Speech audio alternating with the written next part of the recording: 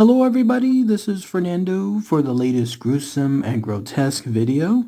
As always, I just do these videos randomly when I come across something that I read on my Google News app or something that I read online on various articles, such as the case with this story, this horrifying story that just occurred about a week or so ago there in Israel. It has to do with a poor guy, this poor man who essentially was sucked into a sinkhole spontaneously, like right then and there, that was underneath a swimming pool. In fact, there's footage of it online. You don't really see much, but what you do see is how horrifying it quickly happened. I mean, literally, it's almost as if some kind of tap, a very large tap, was released at the bottom of the swimming pool. That water was gone within seconds, and this guy just completely was delved into that sinkhole. What makes it even more gruesome is the fact that this turned out to be a 43-foot deep hole. Can you imagine that? Imagine being instantly sucked into that type of hole, into those type of chasms, and he ended up passing away. It's hard to tell though essentially how he passed away, but there's only a few obviously guesses that come into mind. But let's go ahead and let's talk about that here. It's about the guy that was sucked into a sinkhole at the bottom of a swimming pool. So here's essentially what happened. Again, this occurred just the other week, July 21st to be exact, and it was there in Israel, there at a location of a party. Apparently this was a home that was having a big event. This home apparently had 50 people that were there that were celebrating some kind of event. I don't know if it was like a birthday or if it was just a private party. But either way, this was a home that had this giant swimming pool, and everyone was just minding their business and then having a good time when all of a sudden there was that sinkhole that occurred right there at the bottom of the swimming pool. And in fact, you're seeing some of the images of the sinkhole afterward. I'll try to include the link below in case if you wanted to see what was captured by video cameras, by people that was just using essentially their cell phones as video cameras during that event. It looked like they were just nonchalantly just filming around that actual location, and then all of a sudden one of them happened to capture the event. But yes, this sinkhole, once it began, it instantly started sucking in the water from the pool, and it was literally gone within seconds. It was almost like, again, some tap was released and there was this giant vortex. I've seen that video again multiple times. You don't see much, but at the same time, you again see just that vortex just horrifyingly taking away all that water. And what makes it more grotesque at the time is that you never saw those people as they were being sucked into that sinkhole. I say people because there were actually two individuals that were there. Maybe they were at the top of the pool, or maybe they were there swimming just by pure happen chance right above when that sinkhole formed, but they were gone within instants. I would say less than half a second they were down within that 43-foot chasm. Now the gentleman that ended up actually being killed was a guy by the name of Cleo Kimi. He was 32 years old at the time, and then a friend of his was the other one that was there as well. I don't know what his name is, but he's been described as being 34 at the time. Both of them were there. They happened to be sucked into that sinkhole, but the other guy ended up actually clawing himself out. Like, in other words, he was amazingly able to climb out of that location,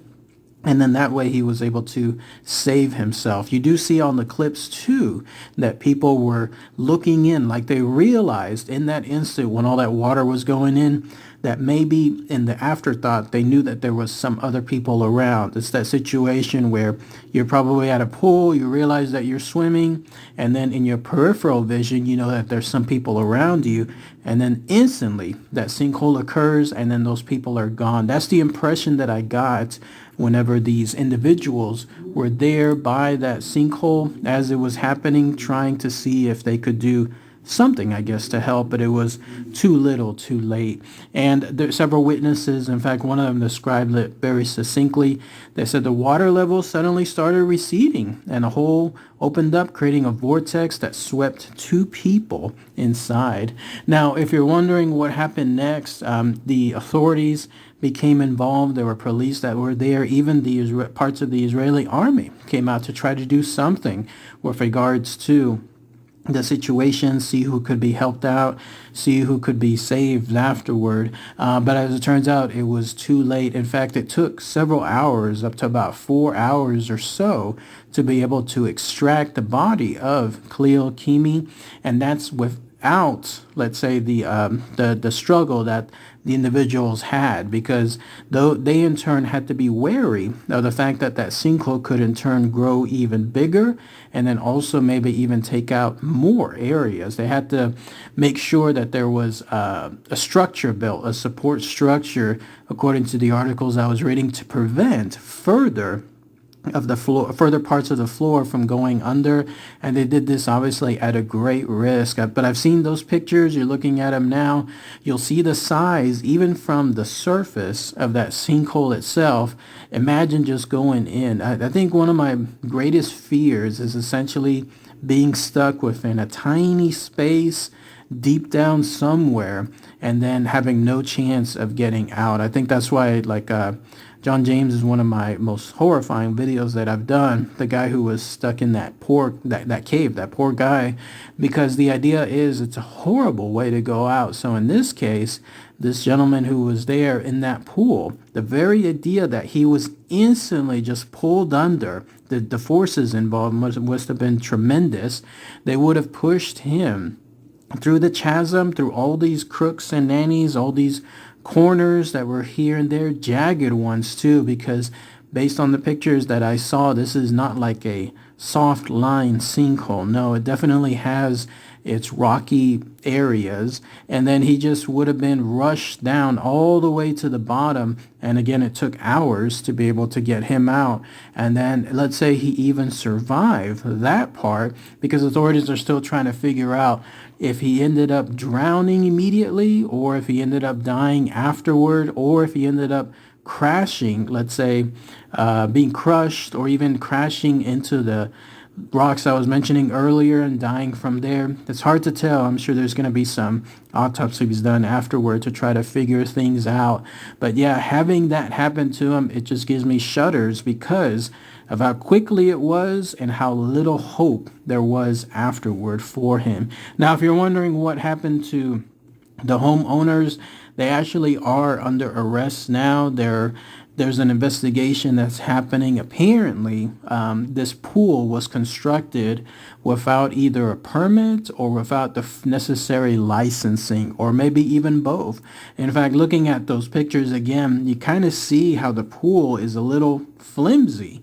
Like, it's almost like it was done maybe in secret, like obviously not under any kind of supervision, professional supervision, the kind that requires making sure that everything is up to compliance for a situation like this. The impression I got from the photos is that this pool was done, but maybe there was a leak somewhere, or maybe the area there somewhere under there wasn't properly inspected, and so on. And then when that occurred, that essentially caused the area underneath it to be eroded. And then that, of course, led to the sinkhole itself. Sinkholes are scary altogether because they can practically occur anywhere that people are living. It's all based on the surrounding area, the water, the activities that people are doing around. I mean, it's the kind of stuff where it's like the invisible killer. You have no idea what's happening underneath your area until it's too little, too late. But yeah, once that couple was arrested, they're essentially being charged with potentially negligent manslaughter. I don't know the rules or the laws there in Israel, but it'll be interesting to see what happens to them next, considering they didn't have anything, again, involving the proper conditions associated with making sure that the pool was in compliance. What an ironic twist, too. If this was an above-ground pool, there would be no issues. There would be a very easy thing to take care of on there. But It just had to be done with the ground being taken out. And so because of it, obviously that led to this situation here. But that's pretty much it. That's all the info found associated with this story. If there's more information later on, maybe a resolution associated with what happened to the homeowners themselves, then I may post it as a future update, a future video here. But again, horrifying way to go out for this poor guy, this Cleo Kimhi.